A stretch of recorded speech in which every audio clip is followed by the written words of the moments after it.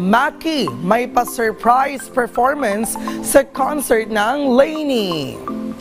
Gulat at hindi pa rin makapaniwala ang rising Filipino artist na si Maki na naging bahagi siya sa concert ng American pop rock band na Lainey sa Philippine Arena. Sa isang TikTok video, ibinahagi niya ang ilang behind-the-scenes moments mula sa kanyang surprise performance. All out na ipinakitang performance si Maki lalo na sa pag-abot ng high notes ng awiting Out of My League ng Lainey. Bukod sa kanilang duet ni Paul, kinanta rin ni Maki ang kanyang smash hit na Dilaw at pinatugtog ang kanyang mga awitin tulad ng Saan at Kailan. Nagkaroon ng 3 shows ang Lainey sa Pilipinas nitong weekend, isa sa Philippine Arena sa Bulacan at 2 sa Waterfront, Cebu. Bago ito, una na nakita sina Paul at drummer na si Jay Clifford Gloss sa cashier counter ng isang fast food branch sa BGC. 2022 nang huling bumisita ang banda sa bansa.